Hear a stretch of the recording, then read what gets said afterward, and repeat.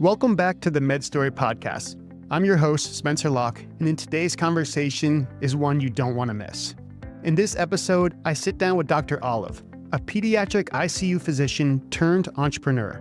She shares her incredible journey behind launching a fast-growing coaching business that focuses on nutrition and GLP-1 medications. From a Zoom chat with a stranger turned co-founder to building a thriving brand that nearly hit 100,000 followers on Instagram in under a year. Dr. Olive opens up about the realities of building a business, still while practicing medicine full-time, all while navigating the challenges of social media, scaling, customer service, and protecting her medical license. So if you've ever wondered what it takes to build something meaningful outside of clinical medicine, or how to stay grounded in your purpose while building your brand, then this conversation is for you. Before we dive in, if you want to learn more about business and entrepreneurship, personal branding, all those fun things in regards to with physicians, then go ahead, subscribe to the channel, and you'll get really good conversations. All right, let's get into it. Okay, so I'm really excited to dive in this with you. First, I want to know, what's the story behind you starting your company? Because it seems like your specialty as a pediatric critical care doctor with a GLP company. I want to know where that started. Yes, that is pretty random. I have done macro counting personally for a long time. I used macros to lose weight after I had my first daughter 6.5 years ago, and just really enjoyed it as a way to be healthy and lose weight. And I followed a lot of macro coaches on social media, and I was seeing, frankly, how much money they were making with not a lot of good content, not a lot of knowledge. And I thought, well, if they can do it, I can do it. And so I started trying to break into just a macro coaching business on my own with no real niche other than maybe working with other women physicians. And I was in a social media course for macro coaches. And I had been thinking all along that there was a space and a need for specific macro coaching for people on GLP-1 medications. And while I was in that course, somebody else in the course was talking about how that was their dream to start a business coaching people on GLP-1 medications. So I sent her a little side message in Zoom and said, "Hi, I'm Aliza. I actually really want to do that too. Let's chat." And we set up a Zoom session for the two of us and decided to start a business together. And that was last January. And we actually did not even meet in person until we went to a conference together in June in Las Vegas. So yeah, just met a random person on the internet and decided to go into business together. But it's been really great. Oh, I'm excited to dive into that business. But tell me, is there a story behind that? Like, have you worked with people that have had weight issues, or maybe was it something that you've been working with yourself? Like, what's the story behind that? As a pediatric critical care physician, I don't really work in the weight loss space during my day job, but I did take a GLP-1 to lose weight after my second daughter. It was much more prevalent and easy to get a hold of by that time. And I thought, why not? Why suffer through having to fight against the hunger and all of the things that you have to do when you're trying to lose weight on your own? So I tried it and it worked wonderfully for me. But while I was on it, I realized there's no guidance for nutrition for people. There's really not a lot of people telling you how to eat, how to do this the best way. And I did not want to be on it forever. That was a very short-term thing for me. And there was a huge gap in helping people get off the medications without gaining weight back. That's where that came from. And so did you have to come up with a strategy yourself, or did you develop any systems like that? Through my history of macro counting, they teach something called a reverse diet in the macro world. So the theory is that most diets, most ways that people lose weight are missing a really essential piece. You go on a low-calorie diet, or you do Atkins, or any one of the many things that are out there, and you sort of white-knuckle through your 12 weeks or however long you do it. You lose weight, and then you just go back to your old habits when it's over, and you gain back the weight and then some. And in the macro world, they talk about a reverse diet, where after a set number of weeks in a cut, you then reverse your calories back up, which is basically a fancy way of saying a slow increase in your calories every week to give your metabolism time to readjust and come back up, because it slows down when you're in that deficit. So that's all I did. And that's really the basis of what we teach. Do you remember the time when you decided, oh, I want to start teaching this to other people? It was, so the overlap happened that I started my very abruptly put together, poorly planned out macro coaching business in about August, started taking semaglutide in September or October. And that's when the wheels started spinning of, oh, hey, these two things really should be working together. And then that marketing class that I took was in November. And that's when I heard Kelly talking about it. And I was like, well, that's what I've been thinking this whole time. So it was kind of right time, right place, right circumstances of me being on the medication. Oh, it's amazing. And, what do you find? Is there any benefits or challenges that you've found that doing this yourself compared to now with a co-founder? Oh, it's much easier. It's amazing that we met because we really are very yin and yang in terms of what we like to do and what we're good at. So I don't know anything about social media, how to promote yourself on social media, how to gain a following on social media. Everything that I was trying to do when I was trying to create my own business was not the way that you're supposed to do it. And the back end setting up things with ManyChat and all of that is completely foreign to me. And I don't do any of it.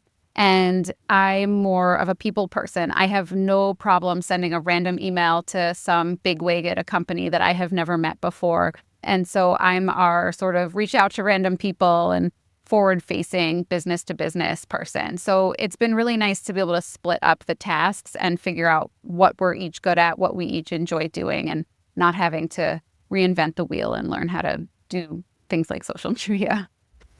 So tell me about when you guys decided, okay, this is going to work together.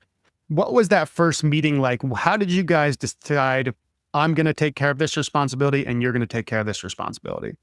So we had an initial Zoom call in November, right as that marketing class was closing up. And it seemed like we got along well and we both sort of had the same vision for this business. So then, the holidays happened and we took a break for the holidays and we met back up in January.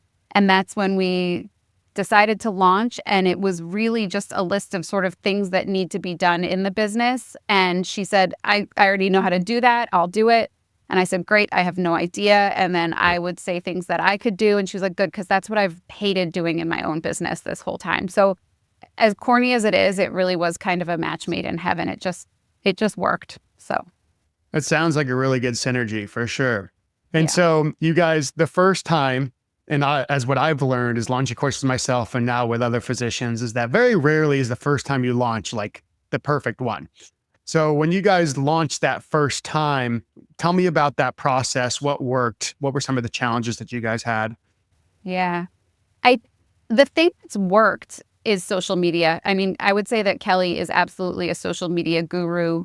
We started our Instagram account, I think in April or May, and she got 10,000 new followers a month pretty consistently. And we're very, very close to 100K at this point, just about a year in, which I think is amazing. It's been interesting to learn that Instagram and social media followers does not lead to sales. You would think that the more followers you have, the more sales you would have. And what we initially thought was the main pain point that people wanted to address really isn't. So when we launched our company and our program, the initial thinking was just a weaning program. It was called, we started the company as med-free maintenance because we thought people were going to want to get off the medications and maintain.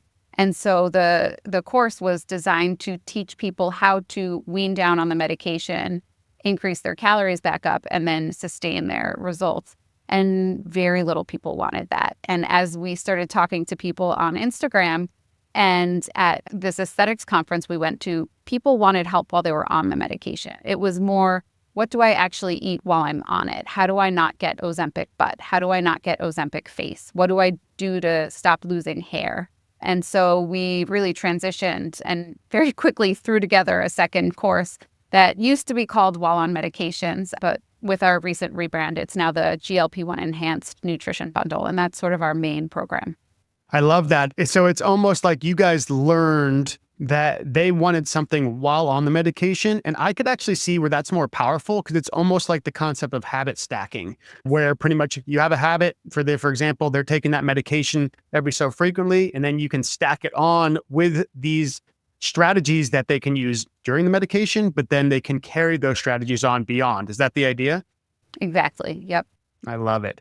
And Yeah. I think it's really important. What I love that you said is that, or what you've learned is that increased followers does not mean sales. And that is one of the biggest, this is one of the biggest misbeliefs that people have, is saying, I just need to go viral and get a big following and then I'm going to get rich. And that's not how it works at all.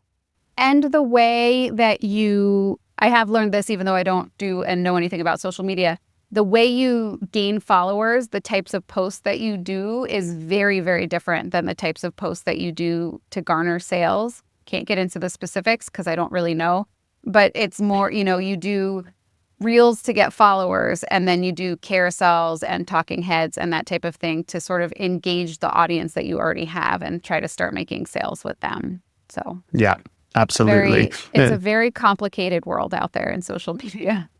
It sure is. And that's why it's so important to find someone like Kelly where, you can have a system that you can put into place, because oftentimes what I find is that a lot of doctors end up burning out, or they just get overwhelmed because they're like, this isn't what I do. Like, I practice medicine. So I hear you. Kelly does have a full-time job. She is a clinical pharmacist and she works full-time. So this is a side gig for both of us. And she does a great job getting Instagram done in the off hours. So I love it. So you guys are both working full time and running the business, which I think is a really smart idea. Take me 5 years from now. What does the vision of the company look like? It's starting to get a little, there's more competition in the space. So a year ago when we brought this all together, nobody was talking about nutrition and coaching and GLP-1 medications. We were kind of the first people doing it, which was very exciting. And so we were thinking, okay, let's get this really big, get, a big following, make this something that every big company wants and needs, and let's sell it to somebody like Hims and Hers or one of those other big companies came up with the number $40 million, because after taxes, we each get 10, and then, my husband can retire and not work anymore. And now it's just becoming a lot more prevalent. I was just on a call with our business coaches, and they were talking about how all of the big name gyms are now, having doctors and selling the GLP-1 medications. And so there's a lot more competition coming into the space. So it's hard to answer that question. But dream scenario, we would love to get to a point where we could sell our company. Kelly would like to not work as a pharmacist anymore. So if we can have enough income for her to quit her job and do this full time, I think it would really help us be able to build. I love being an ICU doctor. I actually don't want to go part-time. I was even looking into some grants for my research that I do that would cut me down to, I think, 50% clinical. And I don't even want to do that. So I'm going to be a pediatric ICU doctor, I think, until my body can't do it anymore. But I love that you're staying true to that too. Do you find that, I want to cover so much here, but do you find that, is it spreading yourself too thin if working full-time and running the business at least part-time, or you feel like it's manageable? It's very manageable. When I'm on service, I don't do anything for the business. I can't. I don't have time.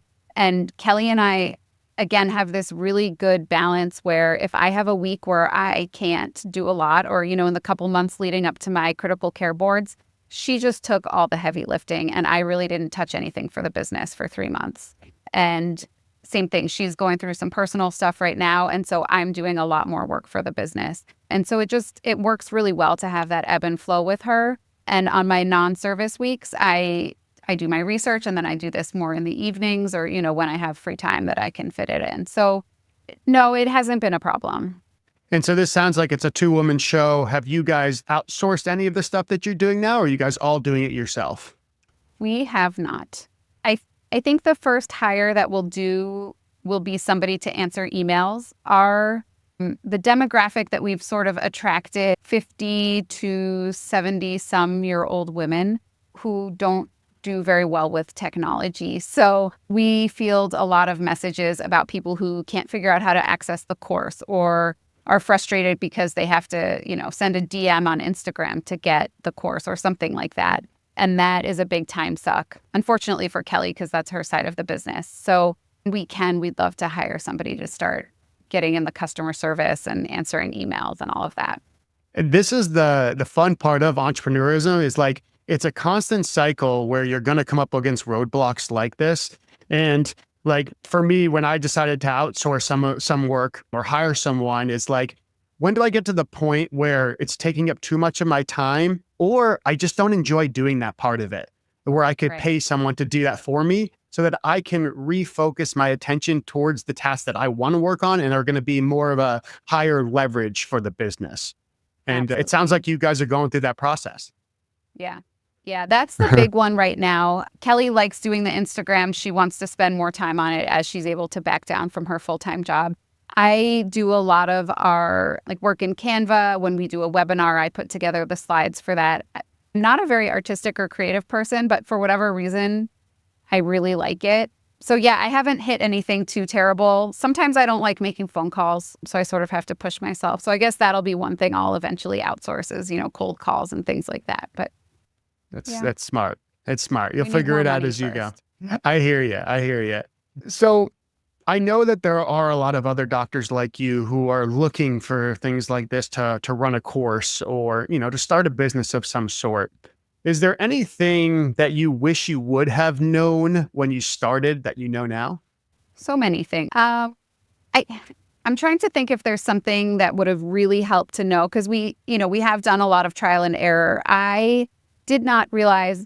I'll start with some of the things I learned from Kelly. I did not realize the value in a business coach. I probably never would have been willing to put that upfront investment in on my own.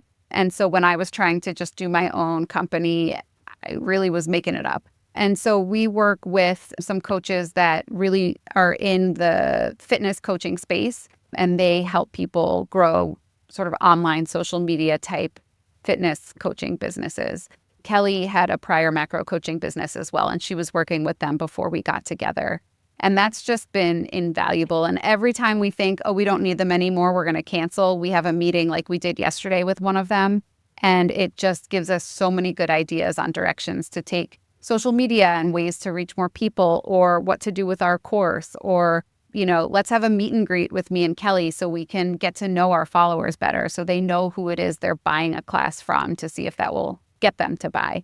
So that is a big one I think people should think about. I personally have a hard time spending money not knowing I'm going to get money back, which if you're starting a business, you have to let go of a little bit. But having a business coach has been really important. Kelly took social media classes. I think if you're going to be running your own social media, learning how the algorithms work and how to sort of play with them is really important, because I think I got maybe 10 extra followers when I was trying to do it myself. And again, she took us from 0 to almost 100,000 in a year. So social media classes are also a big thing.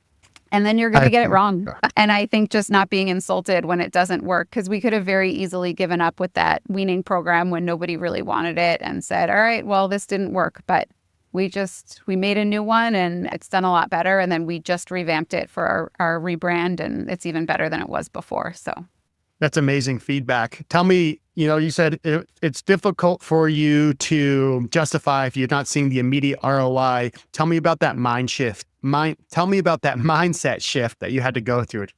yeah, I was kind of forced into it being in a partnership, which I think is another benefit of being in a partnership, because it does force you to come out of your comfort zone. I'm not the type of person who it's risky investments. It's probably my dad's fault, because he never let me gamble and always told me that gambling was bad. And when I went to Vegas and medical school, he was like, you better not gamble. So I feel like making investments like that, I guess, are a gamble, which is not a great mindset to be in, because I should believe in what I'm doing well enough to think that people are going to buy it. But with this business, we did have quite a bit of upfront investment, which was scary. We, as a pharmacist and a physician, we hired lawyers to help make sure that our licenses were protected with what we were doing, to make sure we had good privacy policies and things to protect us if anybody got hurt, or, making it very clear, I'm not your doctor in this business. I'm a pediatric ICU doctor, but in this space, I am a macro coach, and that's it. So I'm not giving you medical advice. I'm not prescribing you the medications. So that was a really big upfront cost. The business coaches are an ongoing cost. And, we have monthly costs. And at the beginning, we had no money coming in. And so it was tough. And we sort of put a time frame on it, and we started having money come in, and then getting out of the red was really exciting. So I don't know that there was as much of a mindset shift as really just having a good business partner who knew, we actually need to do these things. So I mean, it does sound like your mindset shift did change a little bit to understanding in the beginning, being like, I don't see the value in this, but once you experienced it, you understood the value of it, right? yes. And so there is a shift there. But with that, a big concern that doctors have is exactly what you were saying, is that they're concerned of their license. They don't want to put that at risk. They've put too much time and investment into that.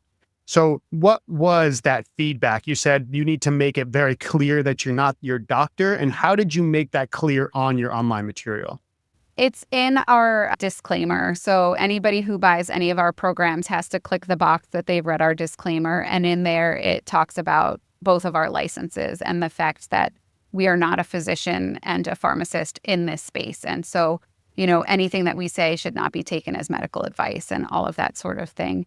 Our business coach really wants us to join up with one of these big gyms or something and try to be their telehealth company and have me prescribe. And I've said, absolutely not. As a pediatric ICU doctor, I don't want anything. I could. There's no rule against it, but I just don't want that conflict, and I don't want to be messing with things that are sort of outside my scope of practice. So I've made it very clear that I'm not at any point going to be prescribing medications. And we don't make dosing recommendations. We're sort of very vague with that kind of thing. I have so much respect for that, because I think it's very easy for them. They dangle it in front of you saying, wow, look how much money you can make doing this. And you're like, no, it's not worth it. It's not something that I'm going to feel good about. And that is the biggest thing, is like, when you're making these decisions, it's got to be something that you feel that you're staying true to yourself. And it seems like you're doing an amazing job of that. Oh, well, thank you. So if any physician that's listening to this and maybe wants to check out your business, or even someone who wants to kind of figure out guidance that they need with their GLP medications, where could they go to find out more information about it? Absolutely. So Instagram is our biggest presence. It's GLP-1 Enhanced. And then we are also on TikTok, GLP-1 Enhanced. We are on Facebook. We rebranded recently, and I think Facebook is still our old name. It's MedFree Maintenance. They haven't updated it yet. And then our website is GLP1enhanced.com, and they can email us at glp1enhanced@gmail.com. We're all over the place. That's amazing. Well, I know that a lot of people are going to get value from this, because it's nice to see founders that are going through this process and understanding that it's never perfect. Sometimes we see people at the end and we're like, wow, they must have everything figured out. And it's not the truth. Like, we're all trying to figure it out as we go. Absolutely. So thank you so much. Yeah, of course. Thanks for listening to the MedStory podcast. If you're a healthcare provider that's building your brand or business outside of the standard medical model, make sure to reach out to us at medstorymedia.com/podcast and apply to be a guest. We'd love to hear from you. All right, we'll see you in the next episode.